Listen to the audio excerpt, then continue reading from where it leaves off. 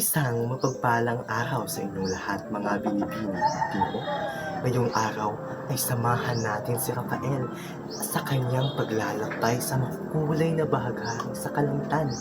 Pero bago iyan, ay hayaan niyo muna akong magpakilala. Ako nga po pala si Julio Cesar D. Ronda mula sa PSL Philippine 1. Handa na ba kayong marinig ang paglalakbay ni Rafael sa makukulay na bahagari? Kung ganon, ay handa na rin ako. Kaya simulan na natin ang istorya. Isang araw, habang nakaupo si Rafael sa labas ng kanilang bahay, ay may nakita siyang napakaganda at napakaliwanag na bahagari sa kalangitan. Napakaganda at napakakulay naman ng bahagaring iyon. Gusto ko iyong puntahan, sabi ni Rafael sa kanyang sarili. Kaya dali-dali siyang pumunta sa loob ng kanilang bahay at kinuha ang kanyang natatanging bag. At sinimulan niya ang kanyang paglalakbay. Sa kanyang mahabang paglalakbay, sa wakas ay narating na ni Rafael ang pulang bahagi ng bahagari. Pero iba ito sa lugar na kanyang inaasahan dahil dito magulo, maingay at puno ng pag-aaway. Tulong! Tulong! Tulong! Sigawan ng mga tao roon. Si Rafael ay takot na nagtago sa gilid para hindi siya makita ng mga tao. At ilang saglit pa ay nawala na ang away. Kaya dali-dali siyang pumunta sa labas para makalayo sa lugar na iyon. Habang tumatakbo si Rafael na mabilis ay hindi niya namalayang narating niya na pala ang kahel na bahagi ng bahagari. Pero dito, maraming sirang bahay, maraming sirang tahanan, maraming tao nakatusi sa kalsada at doon tutulog. Maraming mga mukha ang mga nanghihingi ng tulong. Nakating na ni Rafael ang lugar ng kahirapan. Kumuha si Rafael ng tinapay sa kanyang bag at ibinigay ito sa matanda sa kanyang gilid. Iyo, napakabait mo. Sana'y pagpalain ka ng Diyos, sabi sa kanya ng matanda.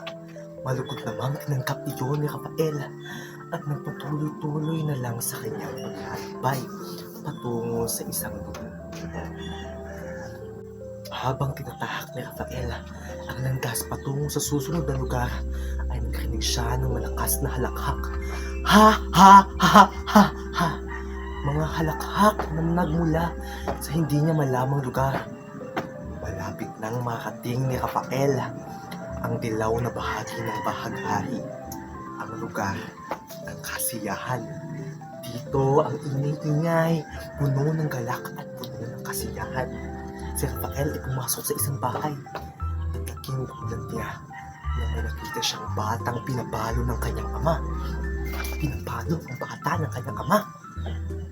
Ngunit nawerduhan si Rafael dahil imbis na umiyak ay nakangisi pa rin ang bata na tila ba hindi nasasaktan, gayon din ang kanyang ama na nakangisi pa rin sa pagpapalo sa kanyang anak.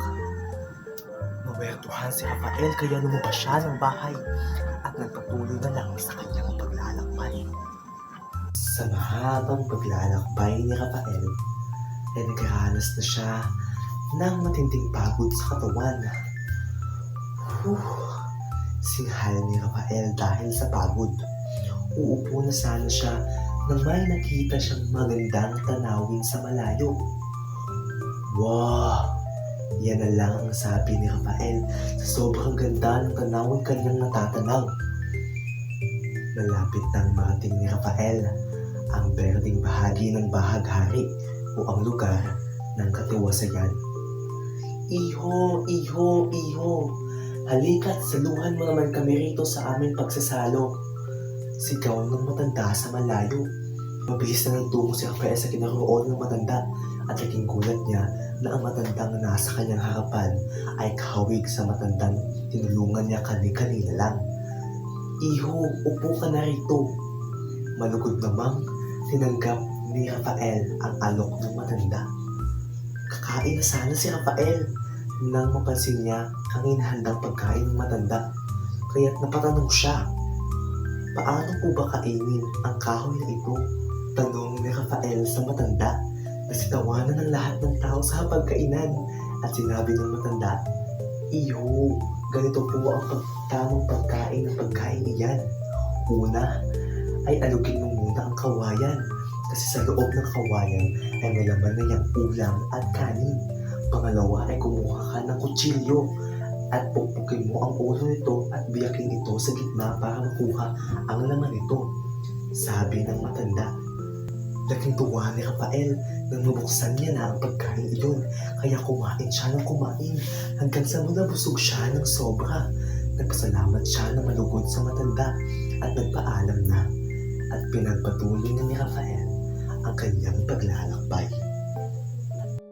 Sa patuloy na paglalakbay ni Rafael ay nagkaramdam siya ng pagbabago sa paligid na tila bang parang malamig, parang may puwang at parang may kulang. Malapit nang marating ni Rafael ang asul na bahagi ng bahaghari o ang lugar ng kalungkutan. Si Rafael ay nagkaramdam ng labis na lungkot sa kanyang sarili. Tila ba bumabalik ang mga nakaraan niya. Alis na sana si Rafael nang hindi niya na makayanan ang bigat ng kanyang nararamdaman at tuluyan na siyang umiyak sa isang tabi. Mga higbing maririnig kay Rafael kasi tila bang parang binabalikan siya ng mga alaala niya, parang multo sa kanya. Pinahiran ni Rafael ang kanyang mga luha at tumayo ng matuwid at nagpatuloy na lang sa kanyang paglalakbay. Kahit sa sobrang bigat na nararamdaman ni Rafael ay nagpatuloy pa rin siya sa kanyang paglalakbay hanggang sa narating niya na ang endigong bahagi ng bahaghari o ang lugar na puno ng depresyon. Dito, nagkaramdam si Rafael ng pagkatakot, pangangamba, at pagkawala ng kumpiyansa sa sarili. Hindi niya alam kung ano ang dahilan nito. Pangungulila. Siguro, ata.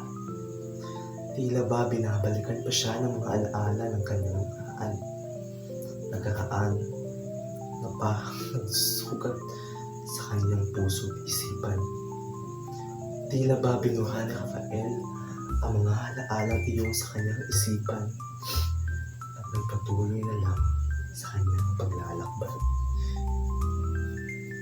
Sa haba ng paglalakbay ni Rafael, sa wakas ay narating niya na ang huling bahagi ng bahaghari, ang kulay lela.